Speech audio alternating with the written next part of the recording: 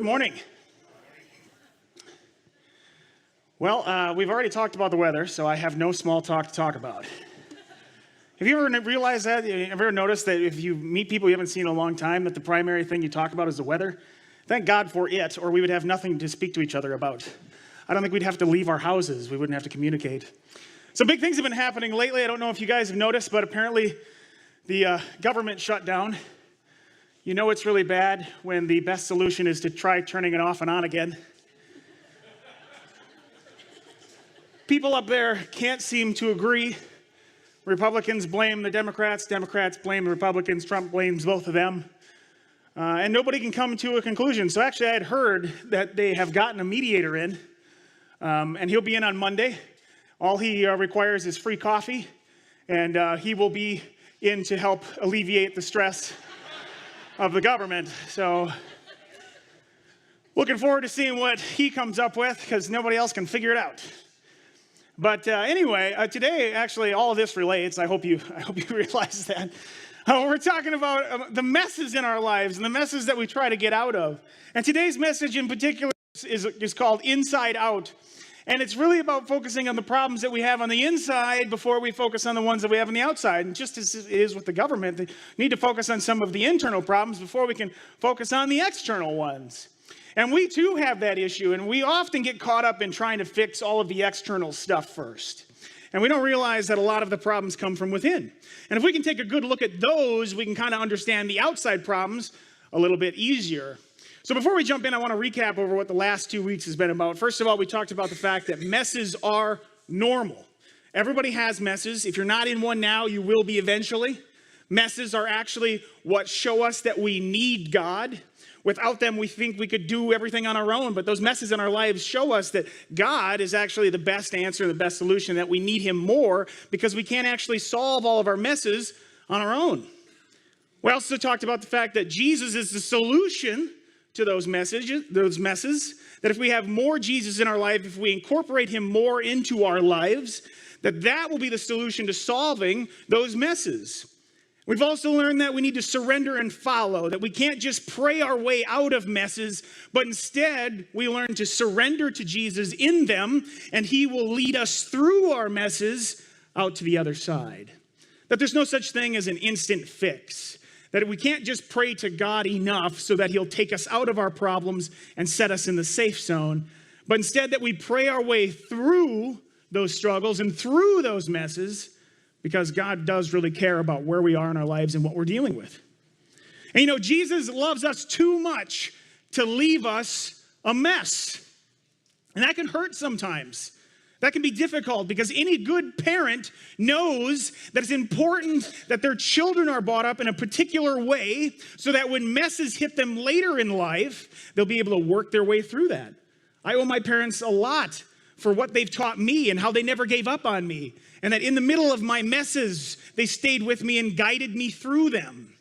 That I wasn't controlled by them, but they knew it was important that I didn't stay the mess that I was, and that I wouldn't let life take over. And Jesus is the same way. Jesus wants us to realize that he is the solution, that he will help us through those messes, and that he loves us too much to leave us where we are, but instead to show us the messes that are in our lives so that we can work our way through them.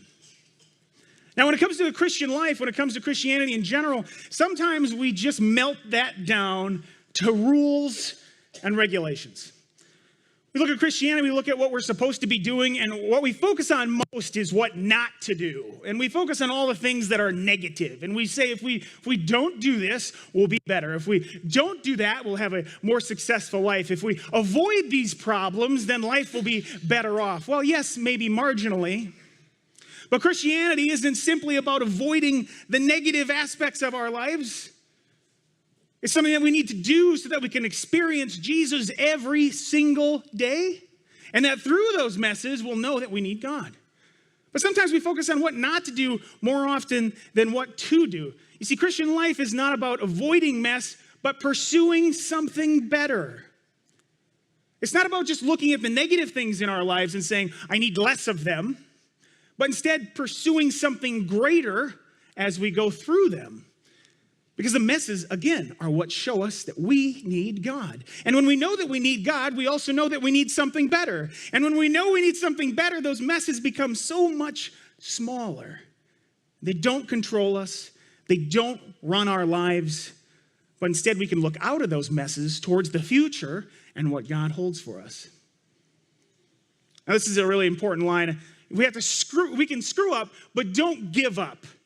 You know, we tend to think that if we've screwed up, we can't come to God. Has anybody ever felt that way? If you felt that way when you've done something you know it was a mistake, you did something wrong, and now all of a sudden you just can't approach God like you did before? And then when you feel that way, you don't do the things you used to. I know for me that when I screw up, when I do the things in my life that I don't want to, that I have a hard time reading the Bible. I have a hard time praying. I have a hard time going to God because I feel like such a failure. But what we need to know is that we can screw up. We just don't give up. That those times when we've done something wrong, when we've screwed up and we've went the wrong direction, are the exact moments we need to go to the Bible. They're the exact moments that we need to pray. They're the exact moments we need Jesus in our lives. So it's okay, screw up. That happens. Things in life are going to get tough. You're going to make mistakes. But whatever you do, don't use those as a reason to avoid God. Instead, use those as a reason to get closer during them. Pick up the Bible, read it, pray to God. Find people in your life that can speak to you in those moments. When you screw up, don't run away from God and all the better things he has to offer you in your life. Instead, run towards him and change your life and understand what he has for you in the future. So we focus a lot on what not to do. So what are we to do? We've talked about these last few weeks. We talked about how we need more Jesus in our lives. What exactly does that look like? That seems kind of ethereal. We just say we need more Jesus in our life. We don't really outline that. We don't really look at what that means or why that's important. But even though we do need more Jesus in our lives, what things do we need to do rather than what things should we not do? We're going to take a look at a couple of those today. And the first thing is this. We need to talk. We need to talk to God. We need to pray to him about things. And prayer sometimes can seem so awkward and so wrong. And like I said, sometimes you screw up and you feel so gross and you don't want to go to God with these issues because you don't feel worthy in that moment. You know what? We're never worthy. That's the idea. That we're not worthy of God's grace-given gift. But that we should come to him in the way that we are and build a relationship with him through communication. Now, you see, you have to talk to God. We have to learn to talk to God. We have to learn that prayer is important. And we have to learn that prayer is more than a suggestion box. Prayer isn't just our means to say, hey, God, today would be really great if I could find myself a deal on a new computer because I don't have much money. God, it'd be really great if you could come through today. I'm going in for surgery, and I hope I make it through. See, all those things are necessary. It's great that we have those conversations with God. It's great that we tell him that we're having those issues or we're having those struggles. But if that's the only way you come to God, you're not building a relationship. Just like a business. If you're simply putting stuff into the suggestion box, it's not going any further than that. You're removing all responsibility from yourself. It'd be like working at a company and one day swinging by the boss's office and saying, hey, by the way, we could use new hand dryers in the bathroom. Thanks, we'll see you later. Is he going to do that? Is he going to take you seriously? Of course not. You've never talked to him before. You don't have a relationship with him. You don't have a place in your life to say that this should be happening and that I should have these conversations with you. And see, the same is done with our relationship with God. He's looking for a relationship, not just somebody that wants to come to him every time we're in trouble or every time something goes wrong, but instead somebody who prays, and maybe you need to try praying without ever asking for anything. Maybe you need to pray simply to God to communicate to him, to let him know that you care and you want this relationship, because it's important that we talk to God, that we know who he is, and that we communicate and build that relationship. It says in Matthew 6:8, for your Father knows what you need before you ask him. See, a lot of people read that and then they think, well, then I don't need to ask, right? I don't need to tell him what, because he's God, he knows. I don't need to tell him what's going on in my life. I don't need to tell him the negative. He'll take care of it. And then that's another way we jump away from prayer. We remove it even further because now we don't even need to ask him for things. We just let life happen, and God already knows, and he's going to deal with it. But that's not what this is saying. Even though it says that your Father knows what you need before him asks him, you still need to ask, because it's not about what we ask, but that we ask it all. You see, our action to move from where we are here to talk to God is the most important thing we can do to build a relationship that lasts. Eventually, your prayer life, your relationship with God will get to the point to where it's so second nature that, yes, you don't need to ask him for things because you're so faithful and you're so confident in the fact that your relationship with him has been built on bedrock, like we talked about last week, that relationship is so good that we can depend on him for anything. And we miss that because we think sometimes that God is simply a suggestion box, or that he is simply a genie. If you think about it, and I can think about it too, there's times where I look back over the months and I go, when's the last time I talked to God and I didn't ask for something? When's the last time I simply told him, I love you and you're important to me and my relationship with you is the most important thing in my life? When's the last time I did that? And sometimes it feels far off. Because some people jump into Christianity and they think, if I can just get a better life, if I can just get all the things I need, if I can just get rid of all the problems and all of the mess, then, of course, this relationship with God will be great. But he's not saying that. He's saying you need to work your way through your messes. You need to build a relationship with him. We need to talk and communicate with him. We need to tell him what we need, and then we also need to take time to communicate in a way that's outside of our needs and instead filled with praise and worship for a God who created us and gave his only son for us. We need to build that relationship, and that's the number one thing we can do to start on the things that we need to do when getting more Jesus in our life. Second thing is this: we need to learn. How many people are done learning? How many people got out of high school and you're done? Anybody? Well, I'll admit to this. I don't remember anything from high school. I mean, honestly, think about all the tests you took. Can you remember any of them? Thank God for the internet, because I would not know any of those algorithms or formulas that you need. And actually, Trevor could probably corroborate this. When we used to work at the theater, we're trying to think out finances and whatnot. We're trying to figure out all of how to, to move the money around and make things work, and trying to think of these old, like the Pythagorean theorem. I don't know if you remember. And it's like, I don't know any of that. And I just type into Google, how do I make sure my money is good?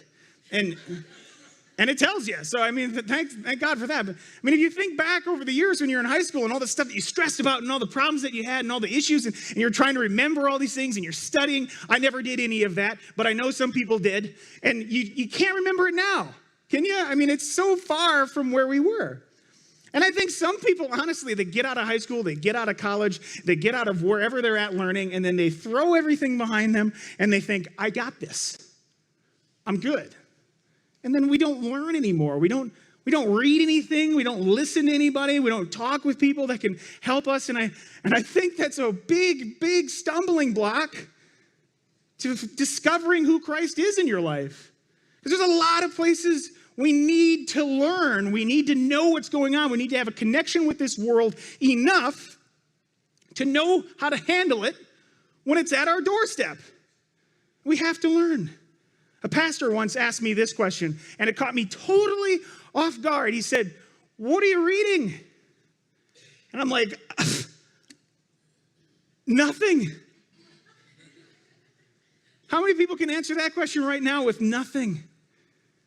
It's so easy to go away from that. It's so easy to get caught up with media and the entertainment and all the visuals that we don't read anymore. And I'm not necessarily saying that you just have to read books to learn. You can learn in other methods, but you need to learn. And when I was asked this question, I was caught totally off guard. I didn't have anything. I didn't have anything speaking into my life. I couldn't even remember the last Bible book that I had read. I didn't know what verses I had read. And it totally caught me off guard. It convicted the tar out of me.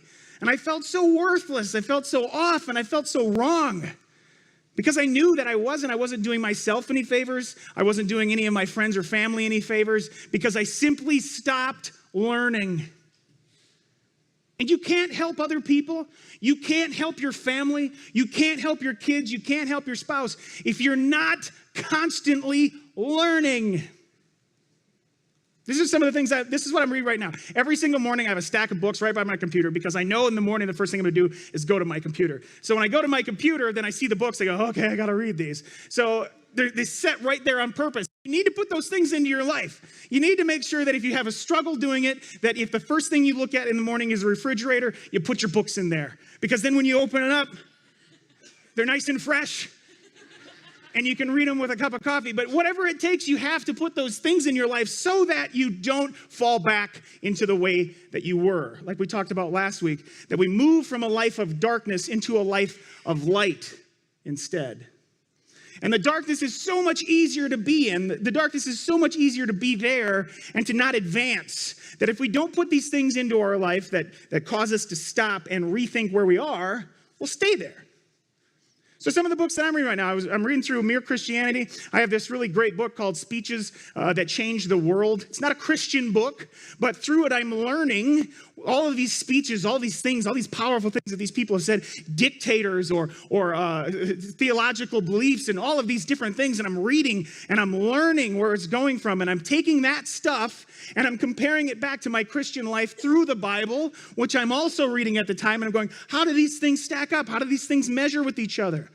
How is what he said compared to what the Bible says? And I learn amazing lessons. I learn amazing things that I wouldn't have otherwise learned. And, on top of that, we have such a wealth of information on the internet, and we just squander it. We use it for foolish things like Snapchat and Facebook, and we don't use it to learn. The amount of podcasts and pages with articles that you could read, you could learn for the rest of your life. And instead, all we do is send little emojis to people. We need to use the internet as a tool to learn. If you can't find the books, if you can't find the audio tapes, if you don't want to do that and all you ever are is on the internet like me, then search the internet for places to learn. A long time ago, my father hooked me up with desiringgod.com. It's an amazing website. You will get a wealth of information there you've never had before. This is my plug. I'm not being paid for it. Desiringgod.com. You can go there. You can look at the articles. You can learn. You can hear from people that are passion-filled and Christ-filled, and they will speak into your life because it is so important that you don't stop learning. It says, fear of the Lord is the foundation of true knowledge, but fools despise wisdom and discipline. If you really want to feel bad about yourself, go read a bunch of Proverbs. They'll really put you in line. They'll really help you see where you're falling short. And right here at the beginning of Proverbs, the beginning of all of this information that you're going to get, here's what it starts with. It says, fear of the Lord is the foundation of true knowledge, but fools despise wisdom and discipline because it is so important you continue to learn, that you gain wisdom through that learning, and ultimately you will become disciplined in your life with how you communicate with people, how you work in your family, how you work with your coworkers, how you work with your friends. Learning leads to wisdom, wisdom leads to discipline, and through that you will live a life that understands God in a new way. But it never ends. When you get home, look at the bookshelf you may not have and say, how can I get one? Look at the computer you have and say, is there some sites that I can bookmark and follow? It is so important that not only do we talk to God and build a relationship with him, but instead we go to the Bible, we go to these books, we go to these websites, and we learn more about who God is. Because that will in turn create a better relationship with him. If you know who he is, you can communicate with him better, you'll build a better relationship, and ultimately you'll get more Jesus in your life. And Jesus will become the solution more and more often if you work these things. Talk to him, build a relationship, communicate, understand who he is, read books, listen to podcasts, listen to audio, learn, take it in. It's important that we don't just attend church and then we don't do anything else with God all week long. Don't leave Jesus at the church doors. Don't exit today and the only other experience you have with Jesus is next Sunday. Don't do that. Jesus wants a relationship with you. And through that is communicating through prayer and learning his word, talking with other people, and picking that up. There's people that I talk to at men's group. Men's group is a fantastic place to learn more. Women's group is a fantastic place to learn more. They're available throughout the week. And it's great because I talk to these people during the week, and I hear the stuff that they're doing. And forgive me for this, Curtis, but I was going to bring you up a little bit. Curtis works for pruning. There you go. Couldn't think of the word. And it really inspires me because he's in a truck all the time. And he can't read while he drives. I think you tried that for about a week, and that didn't work very well. But instead, he's got the Bible on audio and listens to it there. See, you have to take where you are, and instead of looking at it as a roadblock to gaining more information or having a better relationship with Christ, learning how to use stuff to your advantage to build that. And that really inspired me that someone would go that far to make sure that he had the Bible on audio so he could listen to it in the truck all week long. And we too, we have to find those ways in our lives to continue to learn who Jesus is. If we can't read, we listen. If we can't listen, we watch. If we can't watch, we go talk to people. But we increase our knowledge of who God is through reading the Bible, and we will understand him better, and we'll be able to communicate with him better, which will inevitably give us a better relationship with Jesus. So talk, learn, and the third and last thing is share.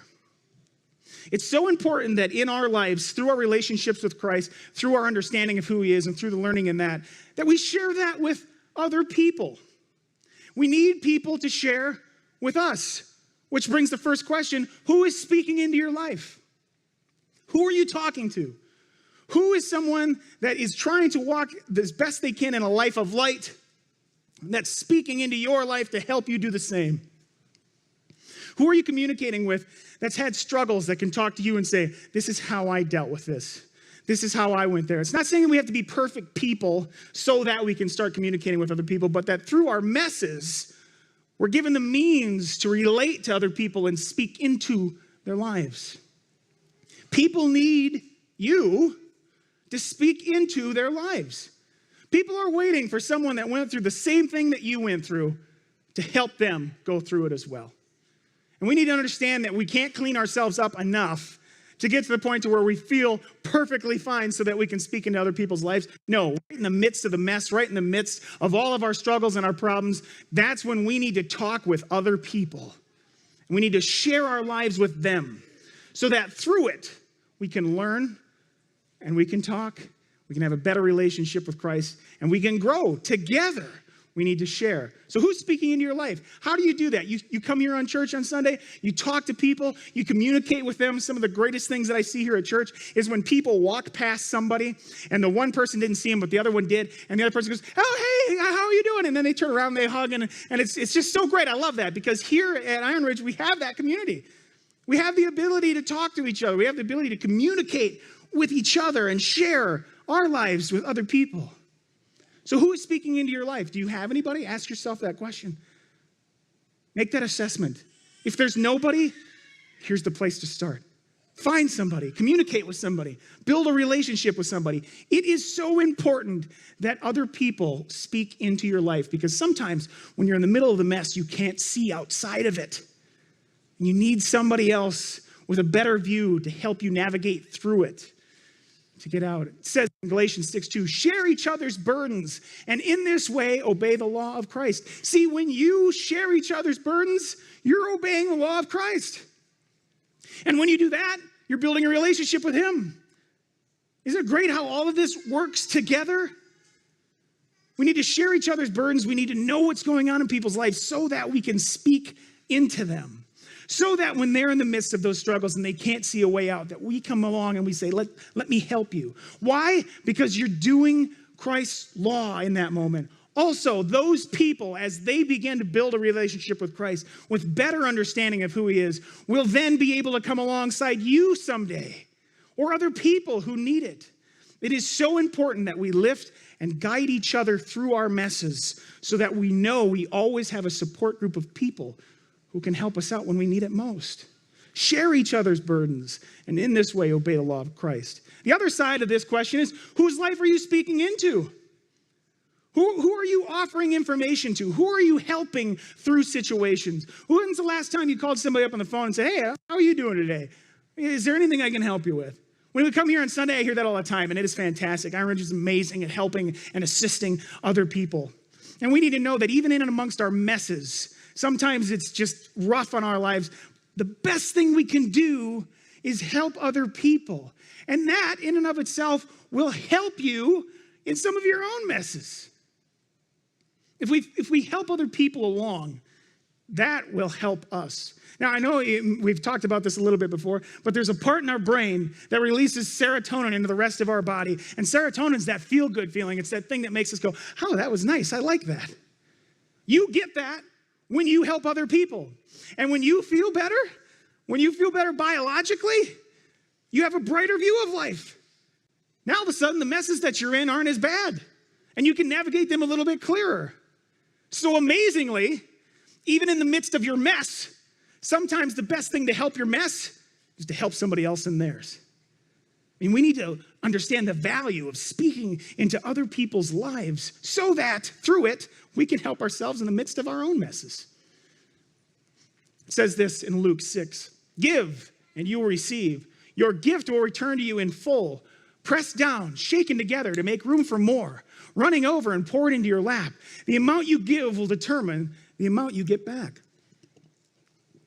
See, it's important that we give into other people's lives because then that will allow us to get that back. It'll help us through our messes.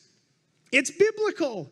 Give and you will receive. Your gift will return to you in full. It is important that we not only talk to God and learn about who he is and then share our lives with other people. All three of those things working together will give us a new outlook on life that will move us from a life of dark into a life of light, that sees life in a different way. We'll no longer be controlled by our messes. We'll no longer be overburdened by them, but instead we can know that the conversations we're having with God work. The learning that we're doing are helping us to understand who God is, and how we work with other people is all helping us move forward through our messes. Because life's messes become overwhelming if we don't have a relationship with God, if we don't know who God is, and if we don't involve anybody else in it. We have to know that talking to God, learning about God, and communicating and having a life with other people are exactly what's going to get us through the mess we're in today.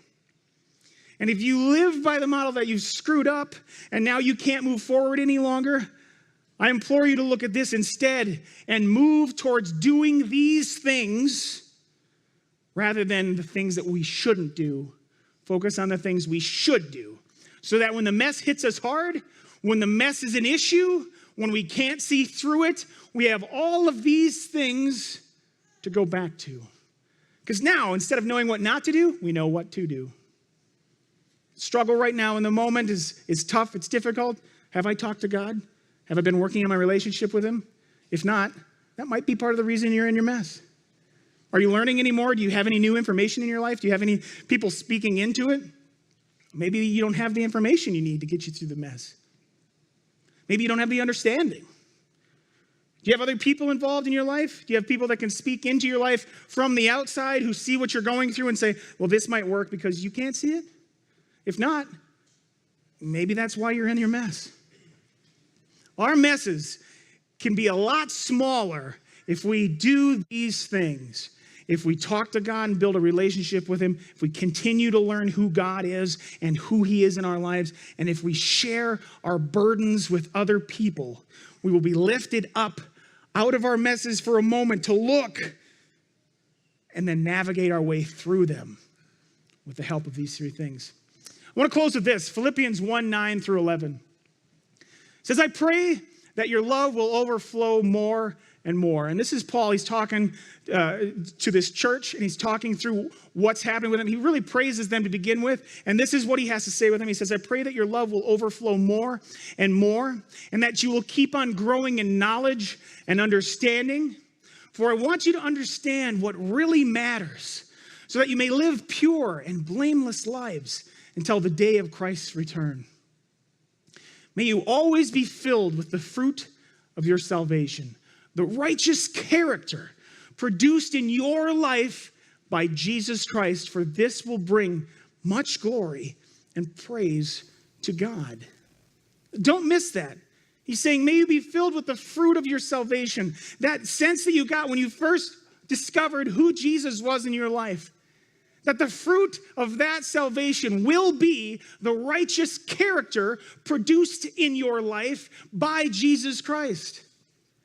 That communicating with God, talking with God, and building that relationship, reading, learning, understanding, taking in as much as you can, and working with other people and learning to look at your messes with their help and to help other people with their messes. Those things produce a character in you through your life in Christ, so that messes seem so minuscule. Because like we learned at the beginning, you will have messes, you'll have issues, you'll have problems, you'll have struggles. If not today, tomorrow. If not tomorrow, a week from now. There is a mess coming. Because life is one big mess. But if we can depend on the righteous character produced in our life by Jesus Christ in it, our messes will become less. They won't be as big. They won't be as overwhelming. They won't feel like a burden. But instead, we'll be able to depend on a relationship built with Christ. We'll be able to depend on the information we've learned and the knowledge of who he is. We'll be able to depend on other people because we've spoken to their lives and they've spoken to ours. We need these things. These are the things to do. These are the things to put on your to-do list. Talk, learn, share. Talk to God, talk to people, learn, read, understand, and share your life with other individuals and have them share their lives with you. Those will produce righteous character in you. Talk, learn, and share. And remember this, mess in your life is not a reason to give up, a motivation to pursue something better.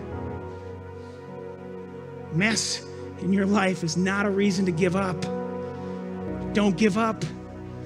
If you give up, you're done. But instead, be motivated to pursue that righteous character given to you by Jesus through the things that you do, not the things that you don't do. Let me pray with you this morning. Heavenly Father,